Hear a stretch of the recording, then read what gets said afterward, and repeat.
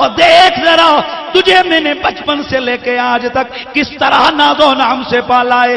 تو بچپن سے یتیم تھا, تیرا باپ مر گیا تھا, میں نے لوگوں کے گھروں میں کام کاج کر کر کے میں نے تجھے پالا ہے. اب جب جوانی کے قریب آیا تو نے مجھے چھوڑ دیا, محمد کا در پکڑ لیا ہے, حالانکہ تجھے بہتر پتا ہے کہ محمد سے معاذ اللہ مجھے کتنی نفرت ہے.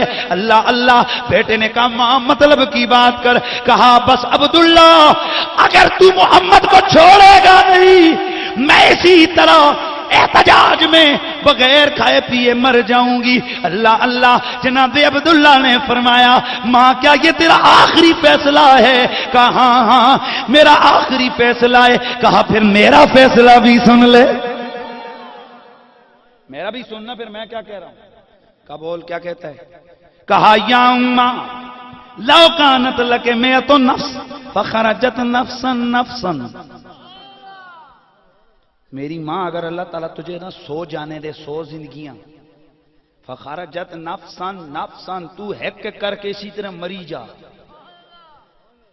یہ تو ایک زندگی ہے نا تیری, تو 100 زندگیاں اللہ تجھے دے اور 100 دفعہ میرے سامنے اسی طرح ایڑیاں رگڑ رگڑ کے مر جائے.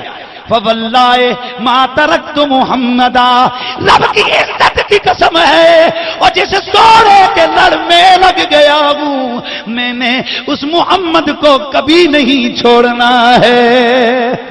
نہ بن سکی ہے نہ بن سکے گا, نہ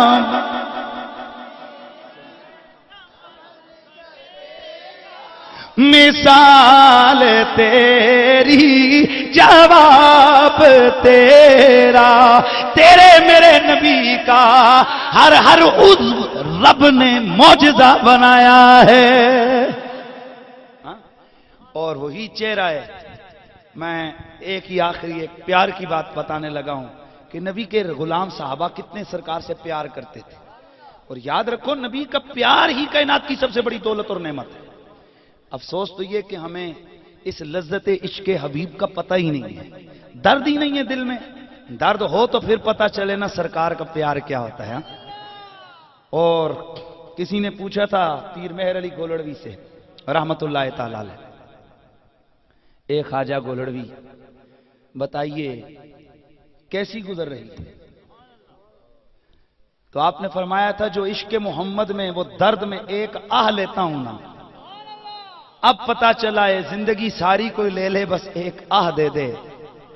اور عشق کی جو آہ ہے حضرت علامہ بایزید, حضرت امام بایزید بستامی علیہ رحمہ آپ فرمایا کرتے تھے کہ عاشق ایک آہ بھر کر جہاں چلا جاتا ہے, عابد 70 سال رگڑے کھا کے بھی وہاں نہیں جا سکتا. اس لیے اقبال نے درس دیا تھا کہ عشق میں مقام پیدا کر, عشق میں محبت میں مقام پیدا کر. کیوں؟ جب تیرا یہ مقام ہوتا ہے نا تو پھر اقبال یہ کہتے ہیں دردشت جنون من جبریل زبوں سے دے یزداں بکمنداور, اے ہمت مردانہ. یہ جنون, یہ جذبہ عشق اور محبت, یہ ایسی کیفیت ہے جب بندہ وہاں پہنچتا ہے نا اس کا مقام یہ ہوتا ہے کہ اس کے سامنے جبریل بھی معمولی شکار ہوتا ہے. دردشت جنون من جبریل زبوں سے دے یزداں بکمنداور, اے ہمت مردانہ. ہاں اتنی قوت ہوتی ہے. اور میں اکثر یہ شعر پڑھا کرتا ہوں کہ خودی کو کر بلند اتنا کہ ہر تقدیر سے پہلے خدا بندے سے خود پوچھے بتا تیری رضا کیا ہے. یہ ہے وہ مقام خود, یہ ہے وہ مقام عشق, مرتبہ محبت. دوستان عزیز, محبت رسول مسلمان کا سب سے قیمتی اثاثہ ہے. اور یہ جلسے, یہ اجتماع, ان کا صرف یہی مقصد ہوتا ہے کہ سونے نبی کے حسن کی بات سن کے دل میں ان کی تصویر کا خیال آ جائے, حضور کا چہرہ ذہن میں بس جائے اور ہر وقت حضور سے پیار. جتنا جس کا زیادہ ذکر ہوتا ہے اتنا اس سے زیادہ پیار ہو جاتا ہے. بات سمجھ آ رہی ہے نا؟ خیر, حضور کے ساتھ میں کرم کو صحابہ کتنا پیار کرتے تھے. غزوہ تبوک ہے, کیا بولا؟ غزوہ تبوک. غزوہ تبوک کے موقع پر اللہ وحدہ لا شریک نے رسول اللہ کو حکم دیا, سرکار چلے گئے. اور یہ وہ غزوہ ہے کہ جس میں سب سے زیادہ تکلیف اٹھانی پڑی مسلمانوں کو. کھانا ختم ہو گیا، پانی ختم ہو گیا، بھوکے پیاسے، گرمی کی شدت ہے، منافق بانے شانے کر کے پیچھے رہ گئے، مدینے میں نہیں گئے حضور کے ساتھ. ہو جی کوئی کہتا جی میں ذرا بیمار ہوں، کوئی کہتا جی میں. یہ بانے اکثر بنتے رہتے ہیں. جی کچھ آکھے نا کہ فلانی جی کنجر نچنے نے، دوڑ دوڑ دوڑ گڈیاں ہی گڈیاں گڈیاں ہی گڈیاں، فلانی جی میلاد ہو رہے تھوڑا کار نکل جائے. میں صحیح کہہ رہا ہوں. اور پھر ہم لوگوں کے دلوں سے تو نہ جانے یہ دین کی وہ تڑپ کہاں چلی گئی یار.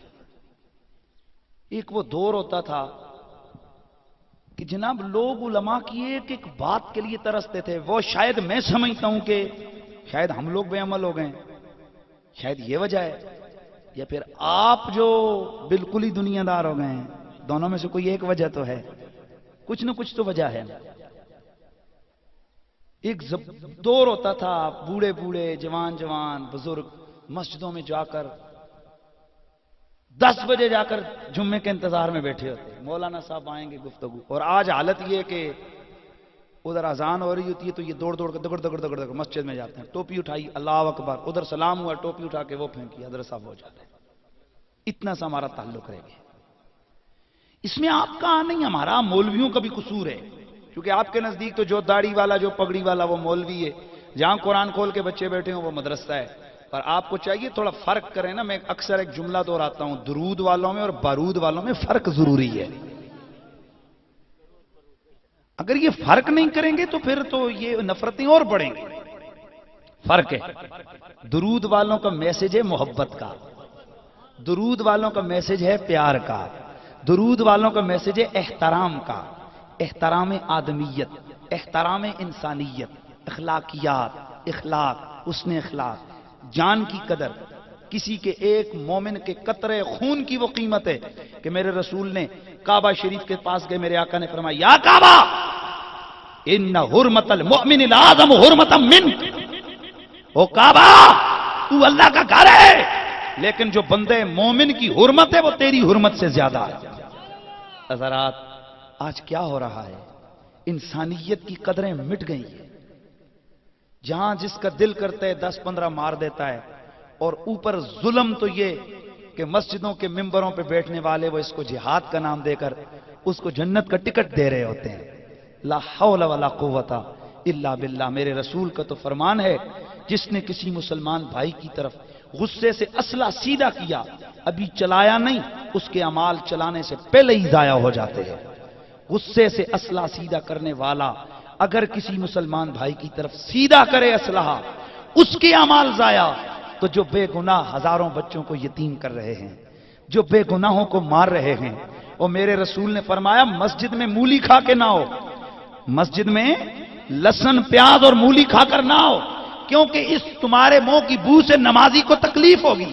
اور جو نبی مولی اور پیاز کی بو کی تکلیف نمازی کے لیے برداشت نہیں کرتا، جب ان مسجدوں کے دھماکوں سے مسجدوں کے پڑخچے اڑ رہے ہیں، مومنوں کے جسم کے ٹکڑے اڑ رہے ہیں، ذرا خود سوچو وہاں میرا رسول کیسے گوارا کر رہا ہو، وہاں میرے نبی پر کیا گزرتی ہوگی. اس لیے حضرات دعا کرو اللہ تعالی ہمیں رسول کی اطاعت کی توفیق عطا فرمائے، ہمیں قدر آدمیت کی توفیق عطا فرمائے.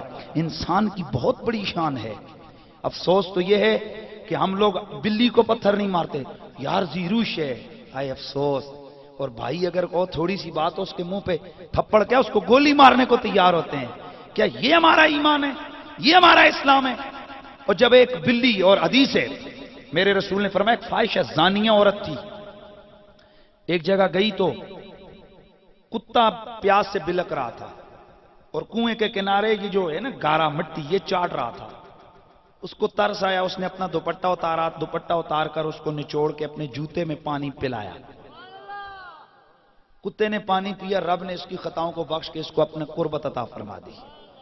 علماء یہاں لکھتے ہیں اگر کتے کے بچے کی، کتے کا بچہ پلا، اگر کتے کے بچے کو جو پانی پلا رہے اس کی تکلیف کو دور کر رہے ہیں، اللہ اس فاحشہ کی خطاؤں کو معاف فرما رہا ہے، تو جو انسان کے بچے کی خدمت کر رہا ہوگا، جو کسی مومن مسلمان کی مشکل کو حل کر رہا ہوگا اللہ اسے کتنا اجر عطا فرمائے گا. اس لیے دوستو